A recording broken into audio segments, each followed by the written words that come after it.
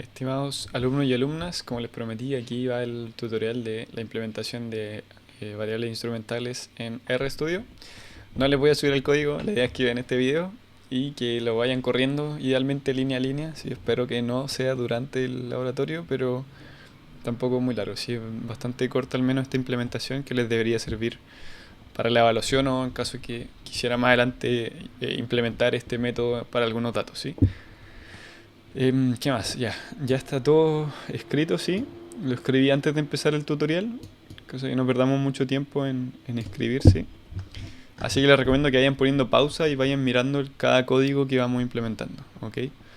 Bueno, entonces, primero que todo yo siempre parto el código con este remove, ¿sí? Que lo que hace es borrar el environment, que es similar a lo que hacemos cuando apretamos esta escobita y le ponemos yes, ¿cierto? Que se borra todo.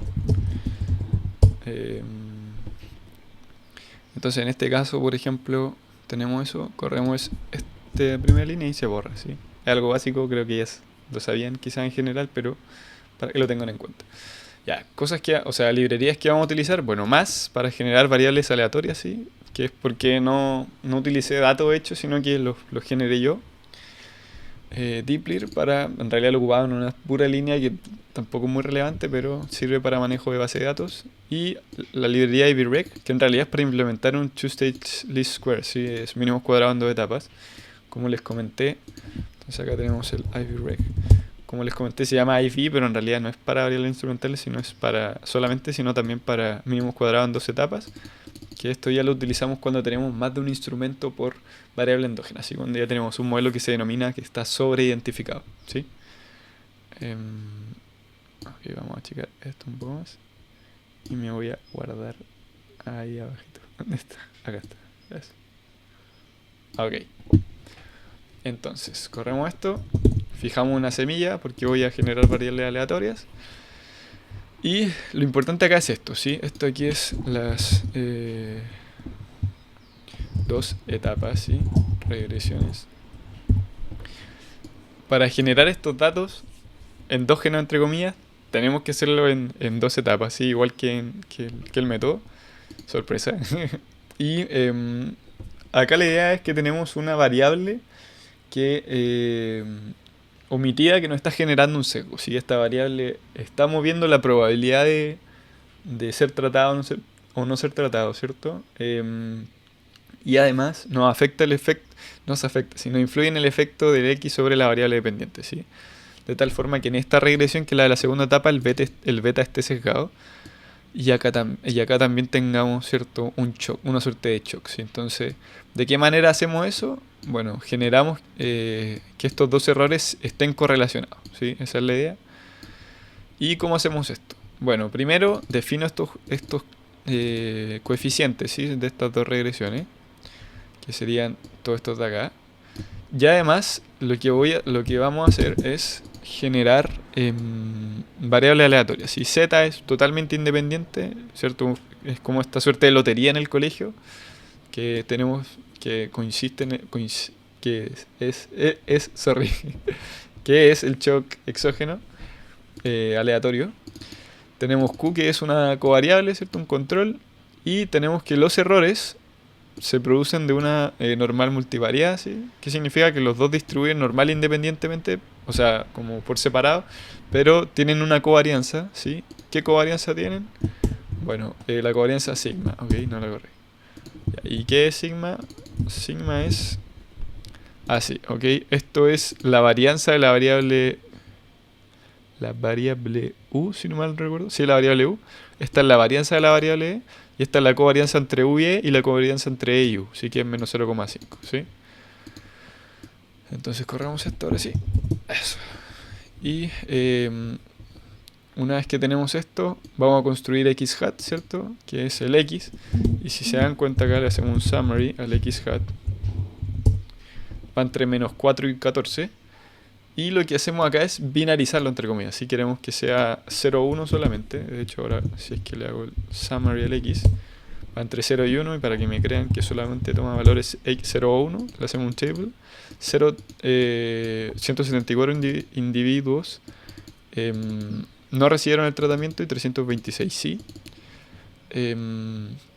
Y después generamos el Y con este X endógeno, ¿sí? Entonces acá generé un data frame que lo merge a todos y le voy a dar un summary a este. Entonces tenemos la variable dependiente que va entre menos 1 y 13, X que va entre 0 y 1, Z que es 0 o 1 también, y Q que va entre 69 y 132. Entonces lo primero que podríamos hacer es ver la cantidad de compliers y no compliers. Entonces para eso lo que vamos a hacer es un table para Z y X. Y tenemos que... espero que puedan verlo bien ahí. Sí, creo que se ve bien. Los individuos asignados al grupo control que no fueron tratados son 174. Y de estos que fueron asignados al grupo control, que se podría decir que no ganaron la lotería, por ejemplo, en el caso que vimos en clase, pero sí fueron al colegio, serían 91. ¿Sí? Estos son los no compliers del grupo control y estos son los compliers del grupo control. ¿Sí? Y acá tenemos que de los individuos que se ganaron la lotería, ninguno no fue al colegio. ¿Sí? Podríamos decir que es un colegio de alta demanda o una universidad de alta demanda. Y los individuos que sí se ganaron la lotería, todos fueron al colegio, ¿sí? Entonces tenemos que todos son compliers, ninguno es no compliers en el grupo tratamiento. ¿Cómo calculamos el P0 y P1 que vimos en clase? ¿Sí? Entonces P0 son los no compliers del grupo control, que vendrían siendo estos 91. Entonces dividimos 91 por la suma de la fila, que sería 91 más 174. Eso nos da 34%. Y P1, que vendría siendo los compliers del grupo tratamiento, serían 235 más la suma de toda esta fila, que es 235. Así que eso nos da un 1. Eso sería P0 y P1. Entonces vamos a comenzar con las estimaciones. Voy a tomar agua. Entonces, OLS. Acá estamos viendo, estamos corriendo la segunda etapa, ¿cierto? Pero con esta variable endógena, así con el X todavía sin esta corrección de variables instrumentales. Y si le hacemos un summary a esa regresión, vamos a tener que el coeficiente asociado a la variable endógena es 9,54. ¿Ok? P-value 0 casi. Y un error estándar de 0,09, perdón. Ya, ¿de qué manera podemos guardar este coeficiente? Bueno, este summary que hicimos, si ven bien, OLS es un summary, no es el modelo, ¿sí? El modelo vendría siendo esto, pero lo que hicimos fue guardar el summary del modelo. Entonces, este summary tiene este componente de coeficientes. Entonces, seleccionamos el componente de coeficiente y queremos el coeficiente de la segunda fila, que vendría siendo X, la primera columna, que es la estimación del coeficiente, ¿sí? Si es que ponemos 2,2 acá, vendríamos a tomar el error estándar de la segunda fila, ¿sí? Que sería el error estándar del coeficiente asociado a la variable endógena. Entonces acá queremos ver el coeficiente, entonces guardamos el 2,1 y 9,54, ¿sí? Entonces primer resultado, el coeficiente asociado a la variable endógena de la regresión endógena sería 9,54. Ahora vamos a calcular el Local Average Treatment Effect en función del ITT y el ITTD. El ITT, ¿cierto? La Intention to Treat, se puede calcular como el promedio de la variable dependiente para los que fueron tratados, menos el promedio de la variable dependiente para los que fueron asignados al grupo control. Sí, perdón, acá esto es asignado al grupo tratamiento, asignado al grupo control. Intención a tratar es, por ejemplo, en el caso que vimos en clases, cuál es el efecto sobre el puntaje de matemáticas de ganarse la lotería versus no ganarse la lotería. ¿Sí? Corremos el ITT y hacemos una forma de calcular el ITT, ¿cierto? Es esta que les acabo de mostrar. Y otra forma es hacer una regresión entre Y y Z, ¿sí? Y le hacemos un summary y si se dan cuenta nos da el mismo coeficiente, ¿sí? Aquí está aproximado, por eso es 9,4651 y acá es 9,4652. Este está aproximado, ¿sí? Sin embargo, si guardamos el coeficiente, debería darnos sin aproximación, ¿sí? Excelente. Esto es... Coefficient, creo que lo escribí mal, ¿cierto?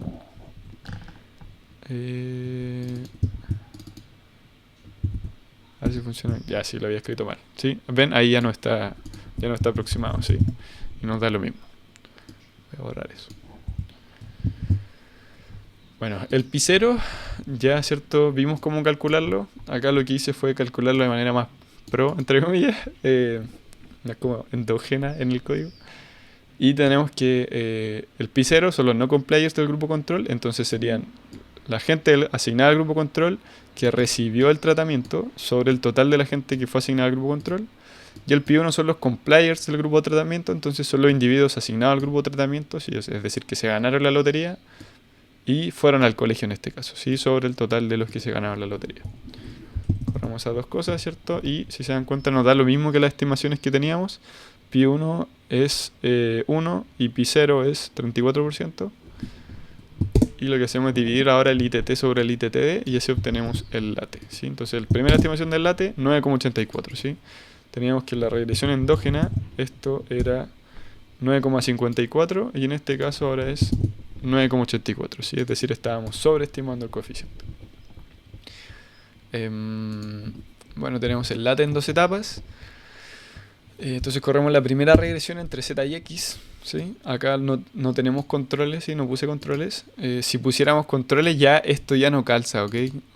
Para que lo tengan en cuenta, esta formulita del ITT sobre el ITTD para tener el late solo funciona cuando lo comparamos con las estimaciones sin controles, ¿ok? Eso nunca se dice, pero para que lo tengan en cuenta. Entonces, first stage, corremos la primera etapa y lo que hacemos es hacemos un predict, ¿cierto? Sobre la variable X. Entonces hicimos esta regresión. Vamos a hacer un summary del first stage. Si corremos esta regresión nos dan estos coeficientes. Y si le ponemos un predict a este modelo, ¿sí? Al modelo first stage, lo que va a hacer es calcular el 0,34 más z por 0,65. ¿Sí? Entonces corre esa funcioncita y nos da el x hat. Si le ponemos predict, en la slide hay un código levemente diferente. A mí me gusta hacerlo así con predict, no con predict lm. Y le ponemos predict, ponemos el modelo, ¿sí? Ojo que es el modelo sin summary, ¿sí? Es el modelo directamente, porque otras veces estábamos guardando el summary. En este caso es el modelo directo. Predict y en los datos, ¿cierto? Creo que acá ni siquiera es necesario esto, pero igual lo puse. Y df generamos esta columna del x hat. Y si es que le hacemos un head al df, vamos a tener que ahora tener la variable pendiente, la variable endógena, z, q, y la variable endógena como corregida, ¿cierto? Suavizada, ¿sí? Entonces tenemos que siempre que sea 1 acá también era 1. Y acá los que eran 0 es 0,34. ¿Ok? Y van calzando para abajo. Entonces ahora corremos la segunda etapa, que vendría siendo la regresión entre y y este x corregido. Y acá sí pongo el summary, ¿sí? Para guardar el coeficiente, para mirar los coeficientes. Entonces lo vamos a imprimir acá. Y tenemos que el coeficiente asociado a la variable endógena pero ya corregida es 9,84, ¿sí? Entonces de nuevo guardamos segunda fila, primera columna. Y eso nos da el 9,84637, ¿sí? Perfecto. Entonces calza esto con lo anterior, ¿cierto? Teníamos el late, que era 9,84437. Y ahora tenemos este en dos etapas que da lo mismo, ¿sí? Y de nuevo, da lo mismo siempre y cuando acá no tengamos estas covariables, ¿cierto? Estos controles. Ya. Otra forma de hacerlo es con el código de mínimos cuadrados de etapa, este IVREG. Y acá, ¿cierto? Muy directo, summary, IVREG. Ponemos la variable endógena a un lado y la variable instrumental al otro lado. Si es que quisieran poner controles, se tienen que agregar a ambos lados, ¿sí? Que son variables exógenas. De esa manera el código sabe que esta es exógena. Y así en las dos etapas pone el Q. Y corremos esto simplemente. Y, ¿cierto? Si imprimimos los resultados nos da esto, 9,84638, ¿sí? Nuevamente nos dio lo mismo. Cosa a tener en cuenta, ¿sí? Cuando hacen el IVREG les corre algunos tests. Primero el test en donde la hipótesis nula es si el instrumento es débil, y acá se rechaza que sea débil. Y la segunda es el test de identificación de Wu-Hausmann, que esto trata de identificar, ¿cierto? O ver evidencia de endogeneidad, ¿cierto? En la variable, perdón, aquí asumimos bajo la nula que el instrumento es endógeno. Entonces si rechazamos la nula es porque rechazamos que sea endógeno. Pero ojo que esto solamente sirve para casos en que tengamos sobreidentificación. ¿Sí? ¿Qué es sobreidentificación? Eso ocurre cuando tenemos más instrumentos que variables endógenas, ¿sí? Es decir, hay más de un instrumento por cada variable endógena. En este caso tenemos una sola variable instrumental por variable endógena, ¿cierto? Es 1 y 1. Entonces no estamos en un caso de sobreidentificación y este test no nos sirve mucho, ¿sí? Y de todas formas, a pesar de que tengamos este test y rechacemos que sea endógena, igual puede existir endogeneidad, ¿cierto? Y para eso están ya los argumentos económicos detrás de por qué creemos que este instrumento es endógeno. Me estoy adelantando un poco, más adelante vamos a ver los supuestos, pero para que tengan en cuenta estos outputs, ¿sí? Entonces corrimos esto y nos da, ¿cierto? 9,84, y es exactamente lo mismo que nos da el late, ¿cierto? Cuando hacemos el ITT sobre el ITTD y cuando hacemos la otra regresión, ¿sí? Las dos regresiones. Bueno, ¿qué pasa si agregamos controles? Si se dan cuenta, cuando volvamos al proceso generador, acá teníamos que en ambas etapas estaba Q, ¿cierto? Entonces la estimación que estamos teniendo acá en el beta, si no incluimos el Q, también va a estar sesgada, ¿sí? Entonces una vez que corremos incluyendo el Q en ambas etapas, vamos a tener que el coeficiente estimado es distinto, ¿sí? Es levemente distinto, 1,84674 y antes era 1,846,377, ¿sí? Es levemente distinto. Ya. En general, cuando uno hace esto, el error estándar de este coeficiente es más chico, ¿sí? Es más bajo, es más pequeño, ¿sí? Sin embargo, en este caso no se dio, ¿sí? Acá tenemos que el error estándar es 0,13422, ¿sí? En la regresión sin controles, y con controles es 34280, ¿sí? El error estándar es mayor, ¿sí? Eso en general no ocurre. ¿Por qué? Porque al agregar controles hay mayor eficiencia. Sin embargo, estas dos variables, ¿cierto? El X y el Q igual están correlacionados, ¿cierto? El Q venía en la primera etapa, cuando generamos el X, pusimos el Q, entonces como están correlacionados, ocurre este efecto de que se agrandan los errores estándar, pero esto en general no debiese pasar, ¿sí? ¿Y cómo sabemos que realmente es más eficiente? Bueno, si es que vemos el t-statistic, tenemos que con regresores es 73,33 y sin covariables es 73,36, ¿sí? El levemente más pequeño, ¿sí? Entonces sigue siendo más eficiente. ¿Por qué pasa eso? Porque no solo se movió el error estándar, sino también la estimación. Y como sabrán, el t-statistic viene de la normalización del coeficiente sobre el error estándar, ¿ok? Entonces, de todas formas, el error este t-value, este t-statistic, en este caso es más alto, ¿sí? Entonces, es más fácil, entre comillas, rechazar la hipótesis nula, ¿sí? Entonces, de todas formas, sigue siendo más eficiente. Sigamos, ¿ok? Entonces, ahí ya tenemos las estimaciones del late. Chequeando supuestos de IV. Bueno, primero, si es que el instrumento es relevante, ¿sí? Es decir, que el instrumento no sea débil. Para eso, bueno, lo que podemos hacer es ver covarianza sobre varianza, ¿cierto?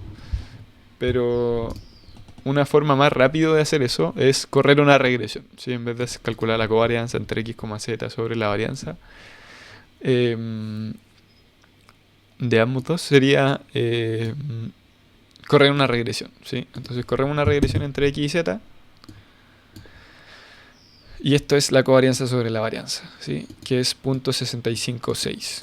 ¿Okay? Entonces tenemos que existe una fuerte correlación, ¿cierto?, entre ambas variables, ¿sí? Entre x y z, ¿sí? 65. Es decir, si es que fue asignado al grupo tratamiento, ¿cierto?, me gané la lotería, aumenta en 65 puntos porcentuales mi probabilidad de recibir el tratamiento, ¿ok? Entonces están altamente correlacionados. Podemos descartar que es un instrumento débil, y si recuerdan, cuando veíamos acá en el two-stage least square, teníamos que el test de variables débiles, perdón, de instrumento débil, se rechazaba. Entonces esto es consistente con eso. Bueno, ahí lo que hice fue guardar ese coeficiente. Y ahí acá ocupo el Diplir, y lo que hago es, ahora para el supuesto de independencia, primero vimos que el test de Hu-Hausmann no nos sirve, Wu-Hausmann, test de identificación, de especificación, perdón. Y lo que hice acá fue, ahora, ¿cierto?, podemos pensar en argumento económico aplicado a este caso, ¿cierto? Este caso es totalmente sintético, así que no tiene mucho sentido. Pero preguntarnos si es que realmente tiene sentido, si es que el instrumento fue algo aleatorio, no, si se parece a una asignación aleatoria, ¿sí? Al NERCT. a un field experiment, un experimento aleatorizado.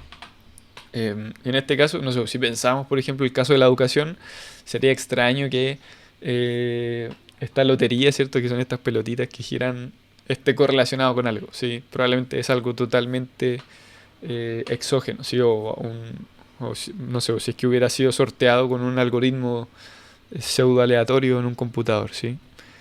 Entonces tenemos como argumentos económicos a favor de exogeneidad del instrumento.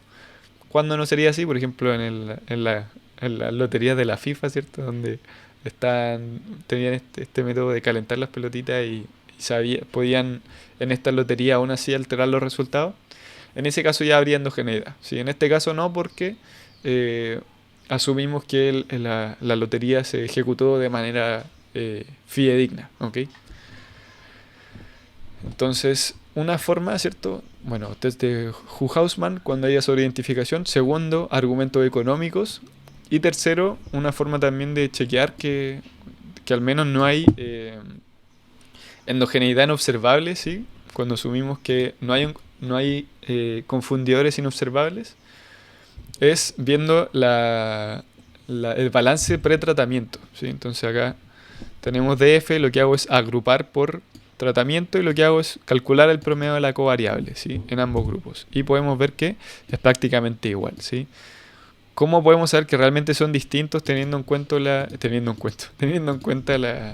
desviación estándar? Bueno, hacemos una regresión en donde la variable dependiente sea cada covariable. Acá tenemos una sola covariable. Entonces tenemos, no sé, si fueran dos covariables sería primero Q1 contra Z y después hacemos otra regresión con Q2 contra Z y Z, cierto, variable instrumental. Entonces hacemos esta regresión y vemos que el coeficiente asociado a la variable instrumental en esta regresión no es significativa, ¿sí? Entonces en realidad no existe evidencia suficiente para decir que pertenecer al, ¿cierto? A ganarse la lotería o perderse la lotería esté correlacionado con esta covariable, ¿sí? Es decir, que la asignación es aleatoria o al menos independiente en función de Q, ¿sí? Esto es otra forma de chequear este supuesto. Y esto en general se hace en los papers, ¿sí? Se hace esto de ver el balance de pretratamiento y en caso de que hayan eh, alteraciones siendo en realidad que esto sí sea significativo, hay métodos para tratar de corregir eso, ¿sí? Obviamente no siempre se puede. Entonces esa es la alternativa 1. Y la alternativa 2 sería hacer un test de diferencia medias, ¿cierto? En dos muestras, que es un t-test de la variable dependiente, perdón, de la covariable para los asignados al grupo de tratamiento y para la covariable a los asignados al grupo control, ¿sí? Los que se ganaron la lotería y los que perdieron. Y tenemos que también se rechaza si el p-value es 0,8391. ¿Ya? Acá, sorpresa, este p-value, ¿cierto? Es el mismo que el de la regresión, ¿sí? Bueno, es bastante parecido. No es el mismo, ¿sí? Sí. Si recuerdan acá igual había una suerte de aproximación, pero es el mismo, ¿sí? Y eso es básicamente como un repaso básico de regresión, ¿cierto? Estamos probando este test de hipótesis para cada coeficiente, ¿sí? Y eso es un t-test de dos muestras. Ok. Y lo último vendría siendo la restricción de exclusión. Y eso es chequear si es que... esto solamente se puede hacer con teoría económica, ¿cierto? Pensar en mecanismos a través de los cuales Z podría impactar a Y sin tener que pasar por X, ¿sí? En el caso del colegio, ¿cierto? Decíamos que individuos que fueron asignados al colegio, ¿cierto? Es decir, que se ganaron la lotería, uno pensaría que el efecto sobre el puntaje de matemáticas de esos individuos solo se deba a que pasaron o no pasaron por el colegio, ¿sí? Que el ganarse la lotería solo afecta al puntaje de matemáticas si es que a través de la probabilidad de ir al colegio o no ir al colegio, ¿sí? Una teoría económica, ¿cierto? Que no sé qué tan realista es que los individuos se pusieron a estudiar más porque se ganaron una lotería. Entonces, supongamos que los individuos se ganaron la lotería, pero no fueron al colegio, como dijeron, no, tuve suerte, la suerte me acompaña, ¿cierto? Me gané una lotería, voy a empezar a cambiar mi vida, me voy a esforzar y estudiaron más matemáticas y les fue bien, independiente si hubieran ido al colegio o no, ¿ok? Ese sería un mecanismo económico que haría incumplir esta restricción de exclusión, ¿ok? Pero en general como fue una asignación aleatoria y asumimos que al final, como el esfuerzo que le pongan los individuos no va a depender de si ganaron o no ganaron la lotería, ¿cierto? Sino más bien si es que fueron o no fueron al colegio, asumimos que se cumple esta teoría, ¿ok? Ya, y acá quería incluir un pequeño apartado, si esto ya no es tanto IB, no sé qué tan relevante es, pero quiero que lo tengan en cuenta. Y ojo acá para el laboratorio. Lo que hice acá fue generar universos paralelos, ¿sí? Acá lo que hice fue, ¿cierto? Arriba vimos una realización de esta lotería, por ejemplo, en un año con ciertos niñitos, ciertas niñitas que fueron o no al colegio en función de si se ganaron o no la lotería y podían haber no con players. Y lo que hago es simular universos paralelos, ¿sí? Entonces, ¿qué habría pasado ya ahora si es que las variables aleatorias hubieran tomado otro valor? ¿Sí? Si es que esos mismos niñitos, ¿cierto? No se habrían ganado la lotería en otro universo, ¿sí? Individuos que se la ganaron en este, que en otro no se la hubieran ganado. Entonces vamos generando una suerte de variación en los datos, ¿sí? Entonces lo que hice fue generar 1000 universos paralelos. Y para cada universo paralelo, ¿cierto? Definí los coeficientes. Esto no era necesario que lo redefiniera, no, pero definí los coeficientes. Generé las variables aleatorias. Generé los errores correlacionados. Generé y y x en estas dos etapas. Generé el data frame. Corrí una regresión endógena, ¿sí? Donde tenemos y contra el x endógeno. Es decir, que el beta está sesgado. Y acá tenemos la regresión del late, que es IVREG, ¿cierto? Acá ya tenemos esta segunda etapa con la primera corregida, ya la variable endógena corregida. Entonces, no quiero que entre mucho en detalle en esto, ¿sí? Pero es que tengan esta noción de que genera universos paralelos, ¿sí? Entonces, estoy haciéndolo 1000 veces, se demora un poco, pero tengo que rellenar. Ya, genial. Entonces, lo que vamos a hacer ahora es plotear esto, ¿ok? Entonces aquí voy a agrandar esto. Excelente. Ok, de hecho creo que le voy a haber puesto zoom. Excelente, ahí sí. Entonces, ¿qué podemos ver acá? Estos son los coeficientes, ¿cierto? Dije 1000 universos paralelos. Entonces en cada universo paralelo corrí una regresión de IV y corrí una regresión de OLS, ¿cierto? Está en la endógena, está en la regresión por variable instrumental. Y para cada uno estimé los betas. Entonces lo que hice acá, no sé, el beta me dio 9. Y acá el beta OLS me dio 9,4. Entonces lo que hice acá fue ir ploteando este histograma. Acá tenemos la cantidad de beta, ¿cierto? Que sería como cada universo paralelo. Y acá tenemos la estimación del beta. Y los ploteé para ambos, ¿sí? En todo histograma. No sé si me van siguiendo. Si tienen dudas me preguntan. Y el beta real, si recuerdan, era 10, ¿ok? Que es esta línea negra. Entonces, ¿qué podemos obtener a partir de este gráfico? Acá podemos decir que el promedio del late sí distribuye, ¿cierto?, de una manera simétrica en torno a el coeficiente real, ¿sí? ¿Por qué se da esto? Porque el beta es insesgado. ¿Sí? El beta del IV, si se cumple los supuestos, es insesgado. De todas formas, si se dan cuenta la dispersión de esto, ¿sí? Que agarramos la colita superior y la inferior y vemos esta dispersión, es mayor que para el OLS, ¿sí? ¿Por qué ocurre eso? Porque cuando tenemos endogeneidad, late es más ineficiente que OLS. Sin embargo, late sí es insesgado, ¿sí? En cambio, el OLS, ¿cierto?, que era el mejor estimador insesgado, si es que se cumplía Gauss-Markov, dado que es endógeno y dado que hay endogeneidad por variable omitida y se genera este sesgo, es sesgado, valga la redundancia, ¿sí? Entonces, ya no está en torno al 10 si es que no está mucho más abajo, ¿ok? Y de esta forma vemos que late tiene una mayor varianza, ¿cierto?, del estimador, pero es insesgado, ¿ok? Eso igual, ¿de qué manera se puede ver? En las regresiones, ¿cierto? Entonces teníamos la regresión de OLS.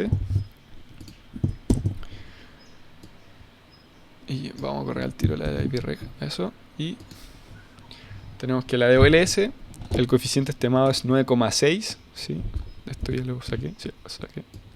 Entonces 9,6, ¿sí? Está en torno a 9, perdón, esta es una de las 1000 regresiones, ¿sí?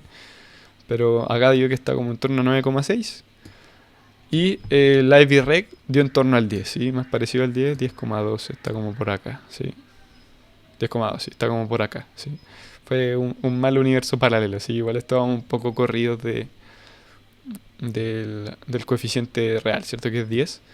Pero acá lo importante es la varianza, ¿sí? La varianza de este estimador es 0,09 y el del Ivy Reg, ¿cierto? El de variable instrumental, el del late es 0,13, sí es mayor. Por eso tenemos que se da esto de que hay mayor dispersión del late versus el OLS que tiene menor dispersión, ¿sí? Bueno, no los aburro más. Fue bastante extenso al parecer, pero cualquier consulta que tengan me la hacen llegar por la plataforma de cursos, ¿sí? Cuídense mucho y que les vaya muy bien mañana. Saludos.